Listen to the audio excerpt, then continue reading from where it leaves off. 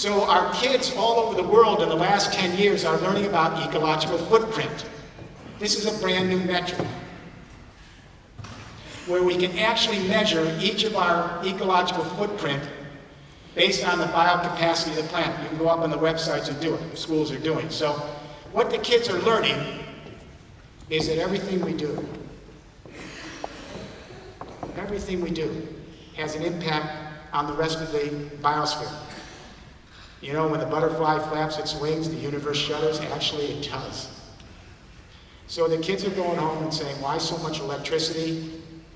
We're wasting it on the TV, no one's watching it. Why not carpool, as President Pecheron mentioned, car sharing? Why do we have to have 2 cars? Why don't we car share 1? The kids are learning that everything we do is completely connected to everything else.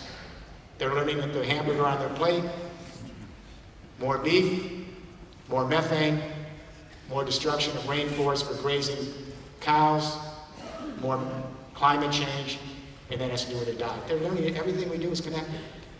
What's going to happen in this region is you're going to create the first biosphere valley.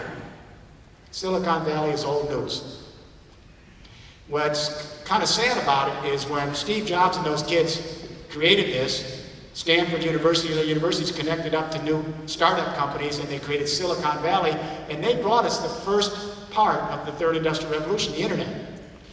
But the tragedy of it is after we brought the first half of it, the internet, we stopped coal, and our energy industry convinced the country that we could have all the shale gas we needed, tar sands from Canada, and we wouldn't have to change our energy habits. So the internet, which is distributed, collaborative, peer-to-peer, and laterally scaled, attaching it to an old centralized fossil fuel energy regime and an old infrastructure will not get you any of the new productivities I've just outlined. It's dead in the water.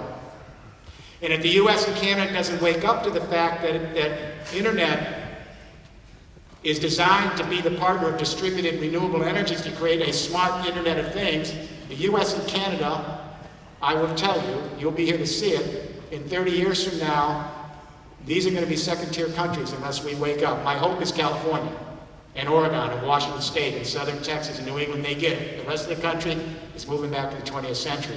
Nord-Pas-de-Calais is going to help France move into the 21st century by joining these and creating the Internet of Things and dramatically increasing productivity and reducing the energy use and moving to renewables.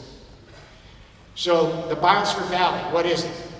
If you look at this plan closely, it's designed so that all the people that live in this region become responsible for your part of the biosphere in a circular economy. So that Internet of Things, that 5 pillars will allow all of us, homeowners, small business people, governance, to constantly monitor our energy use, our resource use, so we use as little as possible with our advanced analytics, and by doing so increase our productivity and steward our energy and resources and create a circular economy so there's as little waste as possible. That's the real value of the Internet of Things. It really gives us the platform, the big data, the analytics, so any of us with our apps, any day of the year, can reduce our ecological footprint. Biosphere Valley.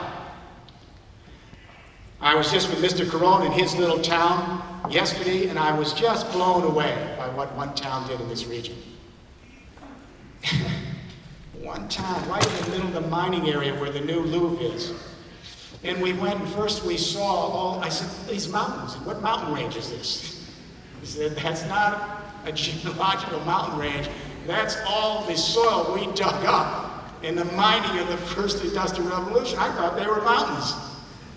But in the valley next to the mountains, Mr. Caron showed me every possible array of solar, thin film, photovoltaics they're testing for the region to see how valuable and viable they are.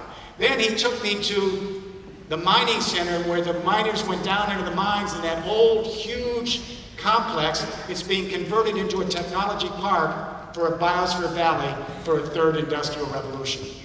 And then he sat me down, and they have little startup companies in this town, startup companies that are training for retrofitting. They're apprenticing so people can retrofit. They have small startup companies. They're working on certifying architects and contractors This is just one little town in this region. So I thought to myself, wow, there's something about the energy of the people in this region. If that can be done in one little town, what happens if this is done across this region? So it may be something in your DNA. You've had 150 years to get comfortable with industrial processes. You just got to get to the new ones. And if you can replicate what they're doing in that town, and I know you can, this will be a Biosphere Valley, a circular economy, with a new platform, the Internet of Things, based on those 5 pillars that'll dramatically increase your productivity, get you off carbon, and dramatically save your resources and energy because you're going to have big data monitoring. The other project that hit my attention, and President Petron mentioned this, President Vasseur will go into detail, you set out an ambitious goal, so I'm going to hold you to it. And that is, you set out the goal to retrofit 100,000 buildings, which is 10% of your building stock. And my challenge to you is you need to take the first 100,000 buildings, you have 1 million buildings, and you're going to have to retrofit and convert them between now and 2020. Did you hear what I said? 100,000 buildings retrofitted and converted by 2020. That will be the biggest retrofitting of any region in the world. And I've been told today the banks have already said the money is there. You know what the problem is, from what I understand? It's not the money, because like Germany, and Italy, the banks are giving low interest loans to all the co-ops because all they have to do is check your electricity, know how much electricity you'll save by installing the retrofitting, and you pay as you save. So banks are giving loans in those countries, and what they did in Italy, they got rid of the red tape. They got rid of the bureaucracy and the permitting process.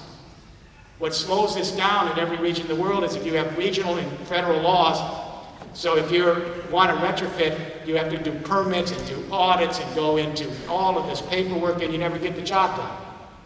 So one of the tasks here in the region will be to move to an internet world, streamline the process in which you can then gain access, because the money is sitting there ready to go.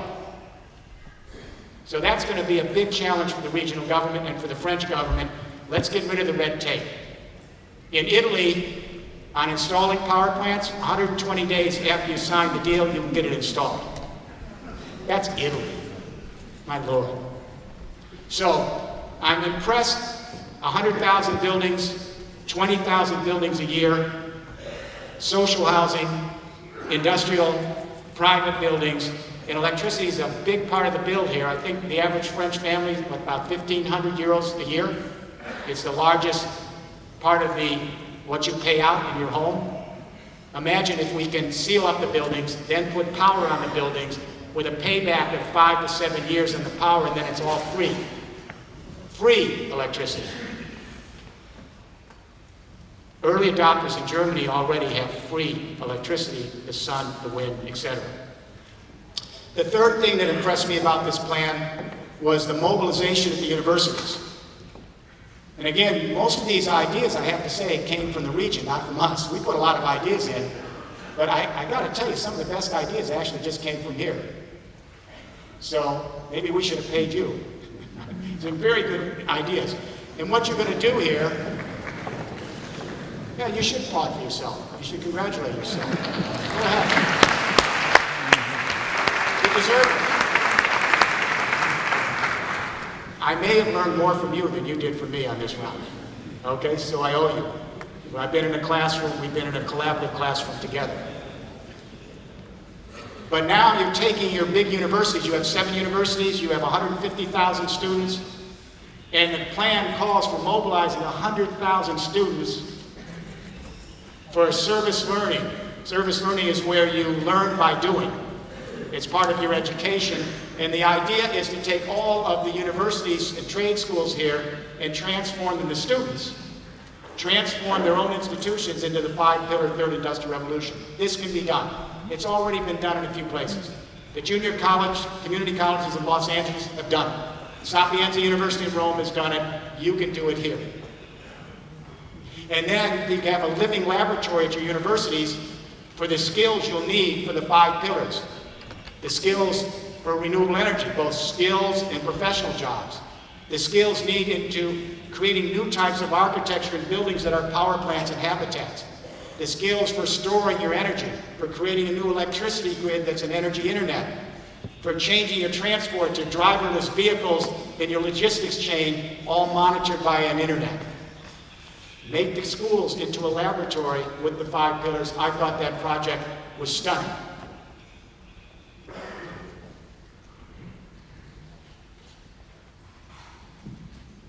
Let me end with this thought. There's nothing keeping France from leading this revolution, really.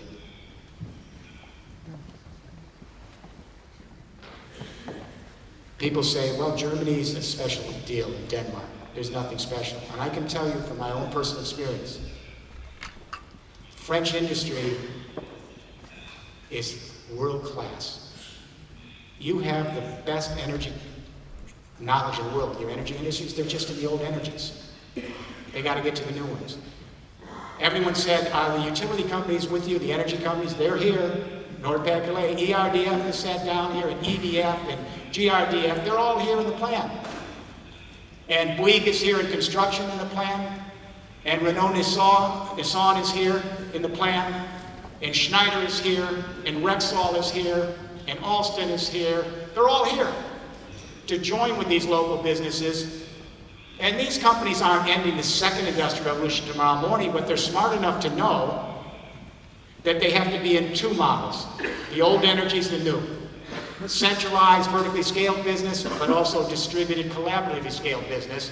Because in 30 years from now, the 3rd industrial revolution will finally succeed the 2nd industrial revolution. And that's the game plan of Europe. Over 80% of the energy renewable and distributed by 2050. So the dumb companies will go like this, be frightened, try to block it, and we will not know their names in 30 years from now.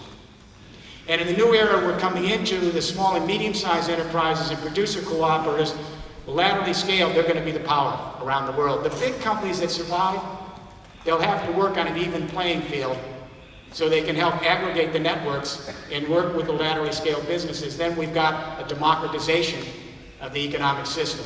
It's good for the planet, it's good for social and economic justice, it's great for productivity.